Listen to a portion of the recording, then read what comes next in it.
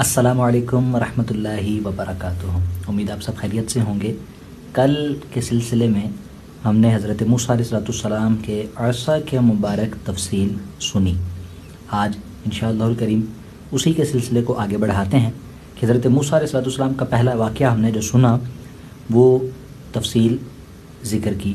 حضرت موسیٰ علیہ السلام نے فرعون کو مختلف اوقات میں ایک مدت دراز تک ہدایت فرمائی اور آیات و معجزات دکھاتے رہے، مگر اس نے حق کو قبول نہیں کیا، بلکہ اور زیادہ اس کی شرارت و سرکشی بڑھتی رہی، اور بنی اسرائیل نے چونکہ اس کی خدائی کو تسلیم نہیں کیا، اس لیے اس نے ان مومنین کو بہت زیادہ ظلم اور ستم کا نشانہ بنایا۔ اس دوران ایک دم حضرت موسیٰ علیہ السلام پر وحی اتری کہ آپ اپنی قوم بنی اسرائیل کو اپنے ساتھ لے کر رات میں مصر سے ہجرت کر جائیں۔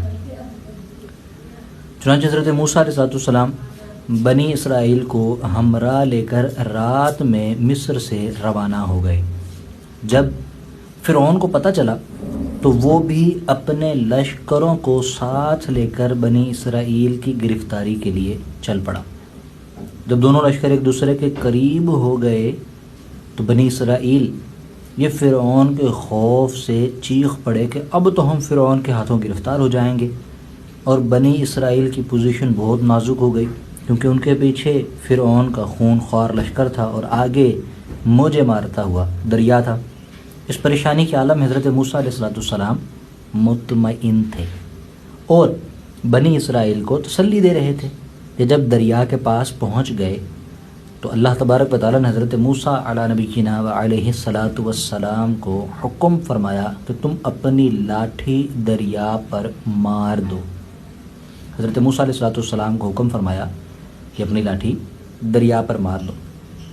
چنانچہ جو ہی آپ نے دریا پر لاٹھی ماری تو فوراً ہی دریا میں 12 سڑکیں بن گئی اور بنی اسرائیل خوش ہوئے اور ان سڑکوں پر چل کر سلامتی کے ساتھ دریا سے پار نکل گئے۔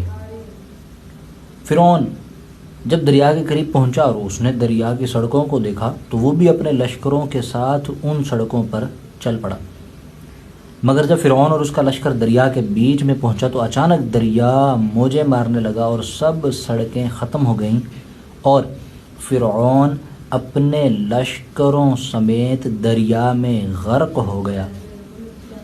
جی ہاں، اس واقعے کو قرآن مجید نے اس طرح بیان فرمایا۔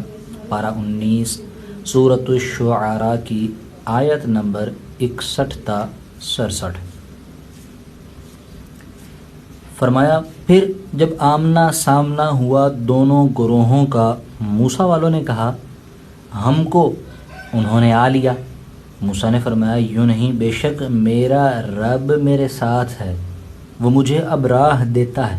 تو ہم نے موسیٰ کو وحی فرمائی کہ دریا پر اپنا عصا مار، تو جبھی دریا پھٹ گیا تو ہر حصہ ہو گیا جیسے بڑا پہاڑ، اور وہاں قریب لائے ہم دوسروں کو اور ہم نے بچا لیا موسیٰ اور اس کے سب ساتھ والوں کو، پھر دوسروں کو ڈبو دیا۔ بے شک اس میں ضرور نشانی ہے اور ان میں اکثر مسلمان نہ تھے۔ میرے میٹھے پیارے اسلامی بھائیوں، یہ حضرت موسیٰ علیہ السلام کی مقدس لاٹھی کے ذریعے ہونے والا ایک معجزہ جو ہم نے آج ذکر کیا۔ ایک اور واقعہ جو قرآن پاک کے اندر بیان کیا گیا، بنی اسرائیل کا اصل وطن یہ ملک شام تھا، لیکن حضرت یوسف علیہ نبینا علیہ السلام کے دور حکومت میں یہ لوگ مصر میں آ کر آباد ہو گئے۔ حضرت موسیٰ علیہ نبینا علیہ السلام کے یہ عصے کا واقعہ ہم سن رہے ہیں، اور بنی اسرائیل میں آپ مبعوث ہوئے۔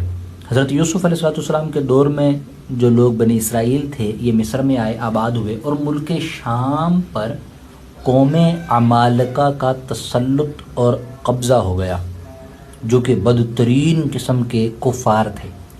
جب فرعون دریائے نیل میں غرق ہو گیا اور حضرت موسیٰ علیہ نبینا وعلیہ الصلاۃ والسلام کو فرعون کے خطرات سے اطمینان ہو گیا تو اللہ پاک نے حکم دیا کہ قوم عمالقہ سے جہاد کر کے ملک شام کو ان کے قبضہ و تسلط سے آزاد کرائیں۔ چنانچہ حضرت موسیٰ علیہ نبینا علیہ الصلاۃ والسلام آپ 6 لاکھ بنی اسرائیل کی فوج لے کر جہاد کے لیے روانہ ہو گئے، مگر ملک شام کی حدود میں پہنچ کر بنی اسرائیل پر قوم عمالقہ کا ایسا خوف سوار ہو گیا کہ بنی اسرائیل ہمت ہار گئے اور جہاد سے منہ پھیر لیا۔ اس نافرمانی پر اللہ تبارک و تعالیٰ نے بنی اسرائیل کو یہ سزا دی کہ یہ لوگ 40 برس تک میدان تہ میں بھٹکتے اور گھومتے رہے اور اس میدان سے باہر نہ نکل سکے۔ یہ لوگ آگے جانے سے ڈرنے لگے، آگے نہیں گئے۔ حضرت موسیٰ علیہ نبینا علیہ الصلاۃ والسلام نے ان کو سمجھایا کہ اللہ تبارک و تعالیٰ ہمارے ساتھ ہے، آؤ اور ملک شام کو قوم عمالقہ سے آزاد کروائیں۔ اب اس کی سزا یہ ملی کہ یہ لوگ 40 برس تک میدان تہ میں بھٹکتے اور گھومتے رہے اور اس میدان سے باہر نہ نکل سکے۔ حضرت موسیٰ علیہ نبینا علیہ الصلاۃ والسلام بھی ان لوگوں کے ساتھ میدان تہ میں تشریف فرما تھے۔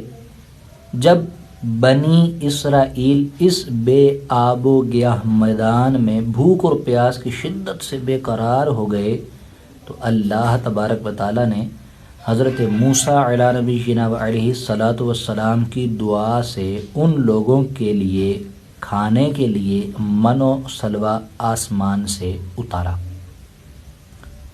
من یہ شہد کی طرح کا ایک قسم کا حلوہ تھا اور سلوہ یہ بھنی ہوئی بٹیریں تھیں۔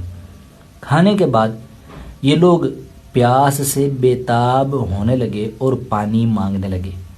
حضرت موسیٰ علیہ نبینا علیہ الصلاۃ والسلام نے پتھر پر اپنا عصا مار دیا تو اس پتھر میں 12 چشمے پھوٹ کر بہنے لگے اور بنی اسرائیل کے 12 خاندان اپنے اپنے ایک چشمے سے پانی لے کر خود بھی پینے لگے اور اپنے جانوروں کو بھی پلانے لگے، اور پورے 40 برس تک یہ سلسلہ جاری رہا۔ حضرت موسیٰ علیہ نبینا علیہ الصلاۃ والسلام کے عصا مبارک سے یہ معجزہ ظاہر ہوا کہ پتھر پر عصا مبارکہ کو مارا اور اس میں سے 12 چشمے بہہ نکلے اور بنی اسرائیل کے 12 خاندان اپنے آپ کو ایک چشمے سے پانی پلانے لگے، خود بھی پیتے اور جانوروں کو بھی پلانے لگے۔ حضرت موسیٰ علیہ السلام کا یہ معجزہ تھا اور عصا اور پتھر کے ذریعے ظہور میں آیا۔ قرآن مجید نے اس واقعے اور معجزے کو بیان کرتے ہوئے ارشاد فرمایا، پارہ 1 سورۃ البقرہ آیت نمبر 60، اور جب موسیٰ نے اپنی قوم کے لیے پانی مانگا تو ہم نے فرمایا اس پتھر پر اپنا عصا مارو، فوراً اس میں سے 12 چشمے بہہ نکلے، ہر گروہ نے اپنا گھاٹ پہچان لیا۔ یہ واقعات حضرت موسیٰ علیہ نبینا علیہ السلام کے عصا مبارکہ کے ہیں۔ عصا کی بہت ساری برکتیں اور بھی ذکر کی گئی، لیکن ابھی آج کے ہمارے سلسلے کا وقت ختم ہوا۔ انشاءاللہ کل ایک نئے سلسلے کے ساتھ دوبارہ حاضر ہوں۔